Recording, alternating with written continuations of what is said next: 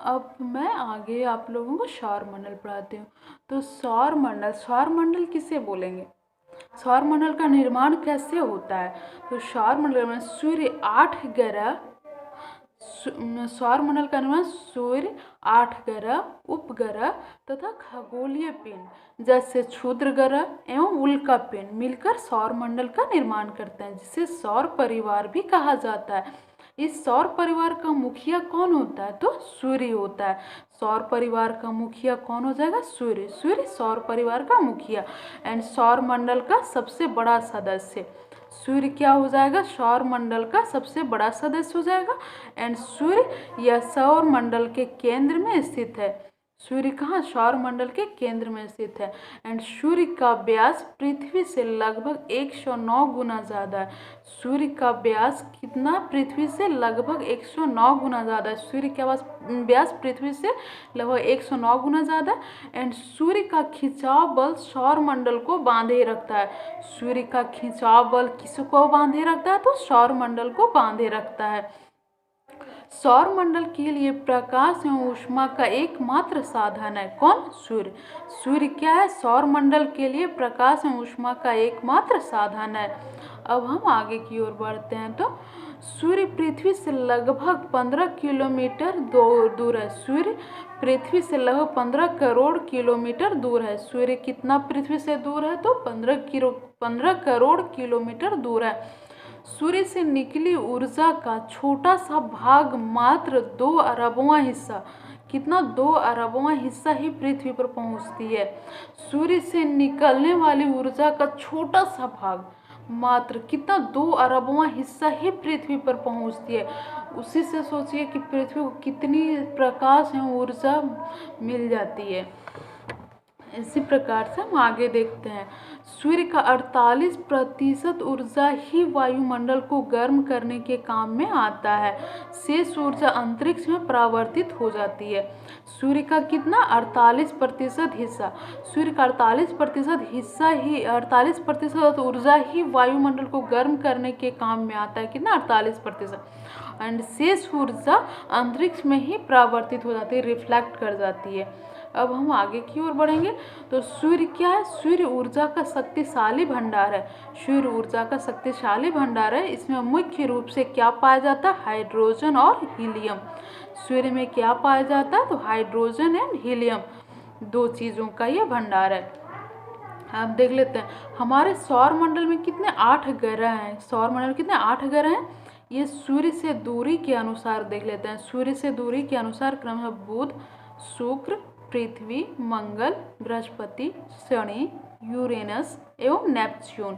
हमारे सौर मंडल में 8 ग्रह हैं। और सूर्य की दूरी के अनुसार अगर देखेंगे तो सबसे पहले बुध आएगा, फिर शुक्र, फिर पृथ्वी, फिर मंगल, बृहस्पति, शनि, यूरेनस एवं नेपच्यून।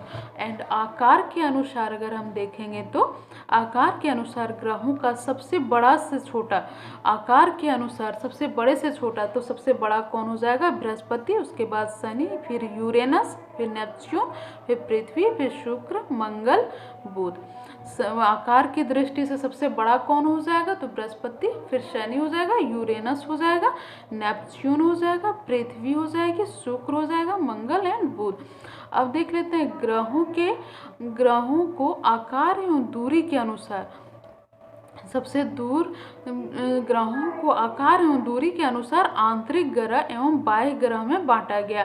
ग्रहों को आकार एवं दूरी के अनुसार आंतरिक ग्रह एंड बाह्य ग्रह में बांटा गया। क्या? 2 भागों में, आंतरिक ग्रह एंड बाह्य ग्रह में बांटा गया ग्रहों को। तो अब देख लेते हैं बुध, शुक्र, पृथ्वी और मंगल, ये क्या है? आंतरिक ग्रह है, क्योंकि ये सूर्य के नज़दीक हैं। बुध, शुक्र, पृथ्वी और मंगल ये क्या हो जाएंगे? आंतरिक ग्रह, क्योंकि ये सूर्य के बहुत नज़दीक हैं। एंड ये सूर्य से नज़दीक है, आकार में भी छोटे हैं तथा ये चट्टानों से बने होने के कारण भारी हैं। बुध, शुक्र, पृथ्वी और मंगल ये आंतरिक ग्रह है, क्योंकि सूर्य से नज़दीक हैं। सूर्य से क्या है? नज़दीक हैं। एंड आकार में ये छोटे हैं, लेकिन ये चट्टानों से बने होने के कारण क्या होते हैं? भारी होते हैं। अब हम देख लेते हैं आगे। तो बृहस्पति, शनि, यूरेनस और नेपच्यून बाह्य ग्रह हैं। ये आकार में बड़े होते हैं, पृथ्वी से दूरी की वजह से इन लोगों को बाह्य ग्रह बोला जाता है। किसको किसको बाह्य ग्रह बोलेंगे? तो बृहस्पति, शनि, यूरेनस और नेपच्यून को। ये सूर्य से दूर स्थित हैं, आकार में बड़े हैं और सूर्य से दूर स्थित है। ये गैस से बने होते हैं, इसके कारण ये हल्के होते हैं। बृहस्पति, शनि, यूरेनस और नेपच्यून बाह्य ग्रह, ये सूर्य से दूर स्थित होते हैं और आकार में बड़े होते हैं तथा ये गैस से बने होते हैं, इसके कारण ये हल्के होते हैं। अब एक एक करके हम सबको देख लेते हैं। तो सबसे पहला बुध आता है, मरकरी। तो बुध सूर्य के सबसे नज़दीक का ग्रह क्या है? बुध सूर्य के सबसे नज़दीक का ग्रह है। यह आकार में सबसे छोटा ग्रह है। बुध आकार में भी सबसे छोटा होता है एंड अपनी कक्षा में सूर्य के चारों ओर एक चक्कर लगाने में इसे केवल 88 दिन लगता है। बुध को सूर्य का एक चक्कर लगाने में कितना? 88 दिन लगता है और ये सूर्य से नज़दीक होता है एंड आकार में भी सबसे छोटा होता है। अब हम शुक्र के बारे में देख लेते हैं। वेनस, सूर्य से दूरी के अनुसार यह दूसरा ग्रह है। सूर्य से दूरी के अनुसार शुक्र दूसरा ग्रह है। यह आकार की दृष्टि से छठवां सबसे बड़ा ग्रह है। आकार की दृष्टि से अगर देखेंगे तो यह छठवां सबसे बड़ा ग्रह है। यह सौर मंडल का सबसे गर्म ग्रह है। शुक्र जो है वो सौर मंडल का सबसे गर्म ग्रह है। एंड अब देख लेते हैं, शुक्र को पृथ्वी का जुड़वां ग्रह माना जाता है। शुक्र को पृथ्वी का जुड़वां ग्रह माना जाता है क्योंकि इसका आकार एवं आकृति पृथ्वी से लगभग मिलता जुलता है। क्योंकि सूर्य का आकार एवं आकृति जो है वो पृथ्वी से मिलती जुलती है। हम आगे देख लेते हैं। यह ग्रह जो है सूर्योदय के पहले, यह ग्रह क्या है? सूर्योदय से पहले एवं सूर्यास्त के पश्चात देखा जा सकता है। शुक्र ग्रह को सूर्योदय से पहले एवं सूर्यास्त के पश्चात देखा जा सकता है, इसलिए इसे सुबह का तारा एवं शाम का तारा भी कहा जाता है। इसलिए इसे सुबह का तारा एवं शाम का तारा भी कहा जाता है। अब हम मंगल के बारे में देख लेते हैं। तो मंगल को क्या बोलते हैं? मार्स बोलते हैं। अब मंगल हमारे सौर मंडल का सबसे ऊंचा पर्वत,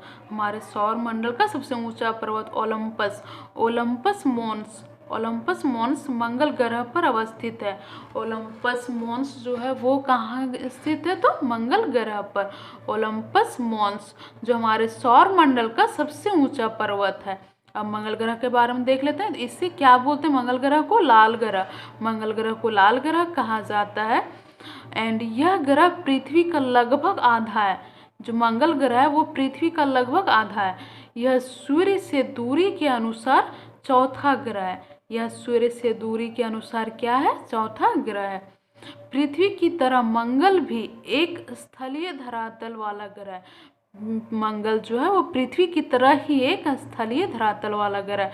एंड भौगोलिक विशेषताओं का इसको देख लेते हैं। भौगोलिक विशेषताओं के अलावा मंगल ग्रह का घूर्णन काल और मौसमी चक्र पृथ्वी के समान है। मंगल ग्रह भौगोलिक विशेषताओं के अलावा इसका घूर्णन काल और मौसमी चक्र भी पृथ्वी के समान ही होता है। अब आप लोग देखते होंगे कि मंगल को लाल ग्रह बोलते हैं और ये पृथ्वी का लगभग आधा है। एंड यह सूर्य से दूरी के अनुसार क्या? चौथा ग्रह है। पृथ्वी की तरह ही मंगल भी एक स्थलीय धरातल वाला ग्रह है। एंड इस भौगोलिक विशेषता देख लेते हैं। तो ये इसका घूर्णन काल एंड मौसमी चक्र दोनों क्या है? पृथ्वी के समान। अब हम बृहस्पति के बारे में देख लेते हैं। तो बृहस्पति यह सौर मंडल का सबसे बड़ा ग्रह है। बृहस्पति सौर मंडल का सबसे बड़ा ग्रह है। सूर्य से दूरी के अनुसार यह पांचवा ग्रह है। सूर्य से दूरी के अनुसार बृहस्पति पांचवा ग्रह है। एंड सारे ग्रहों की अपेक्षा बृहस्पति के सबसे अधिक उपग्रह है। ये सबसे बड़ी पॉइंट है। सबसे अधिक उपग्रह किसका है? सैटेलाइट किसका है? तो बृहस्पति का है। इसकी संख्या कितनी? 67। इसकी संख्या कितना है? 67। अब हम देख लेते हैं शनि के बारे में। शनि को सैटर्न बोलते हैं और इसकी खोज किसने की शनि की? तो गैलीलियो गैलीली ने सन 1610 ईस्वी में दूरबीन की सहायता से शनि ग्रह की खोज की। किसकी सहायता से? दूरबीन की सहायता से। कब किया? 1610 में। किसने किया? गैलीलियो गैलीली ने। अब देख लेते हैं शनि के बारे में। यह सौर मंडल का सबसे सुंदर ग्रह है। शनि जो है वो सौर मंडल का सबसे सुंदर ग्रह है और इसके चारों ओर चमकीला छल्ला पाया जाता है। शनि के चारों ओर चमकीला छल्ला पाया जाता है जिससे बहुत लाइटेड दिखता है। एंड सूर्य से दूरी के अनुसार यह क्या छठा ग्रह है। शनि जो है सूर्य की दूरी के अनुसार कितना छठा ग्रह है। एंड यह सौर मंडल में बृहस्पति के बाद दूसरा सबसे बड़ा ग्रह है। सौर मंडल में बृहस्पति के बाद दूसरा सबसे बड़ा कौन सा ग्रह है, तो शनि है। शनि के कितने 62 उपग्रह हैं। शनि के कितने 62 उपग्रह हैं जिसमें टाइटन सबसे बड़ा है। कौन सा बड़ा है सबसे ज़्यादा, तो टाइटन सबसे बड़ा है। शनि ग्रह की रचना 75% हाइड्रोजन और 25% हीलियम से हुई है।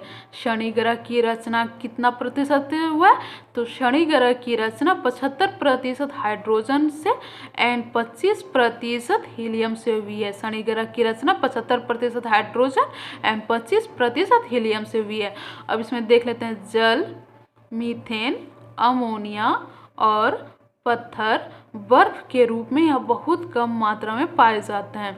शनि ग्रह पे जल, मीथेन, अमोनिया और पत्थर बर्फ के रूप में यह बहुत कम मात्रा में पाए जाते हैं। अब हम देख लेते हैं यूरेनस के बारे में। यूरेनस के भी चारों ओर छल्ला है। सूर्य से दूरी के अनुसार यह 7वां ग्रह है। सूर्य से दूरी के अनुसार यह 7वां ग्रह है। आकार की दृष्टि से यह तीसरा सबसे बड़ा ग्रह है। अगर इसका आकार के बारे में देख लेते हैं तो यह तीसरा सबसे बड़ा ग्रह है और इसकी खोज किसने की, विलियम हर्शल ने यूरेनस की खोज की है। अब हम आ जाते हैं नेपच्यून पे।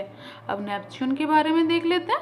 तो नेपच्यून या आकार और बनावट में यूरेनस के समान ही है। नेपच्यून जो है आकार एवं बनावट में यूरेनस के समान है एंड आकार की दृष्टि से यह चौथा बड़ा ग्रह है। आकार की दृष्टि से नेपच्यून कितना हो जाएगा, तो चौथा बड़ा ग्रह हो जाएगा। एंड अंतर्राष्ट्रीय खगोलीय संगठन, एक और पॉइंट देख लेते हैं। अंतर्राष्ट्रीय खगोलीय संगठन ने अपनी बैठक अगस्त 2006 में यह निर्णय लिया कि कुछ समय पहले खोजे गए अन्य खगोलीय पिंड सिरिस तथा प्लूटो बौने ग्रह। हम लोग पहले 9 ग्रह जानते थे जिसमें प्लूटो भी शामिल था 9th में। तो इसे 2006 में अंतर्राष्ट्रीय खगोलीय संगठन निर्णय लिया कि यह सबसे बौना ग्रह है, इसलिए इसको ग्रह की लिस्ट से हटा दिया गया। Thanks guys. अब हम आप लोगों को नेक्स्ट टॉपिक में मिलेंगे। Thanks for watching.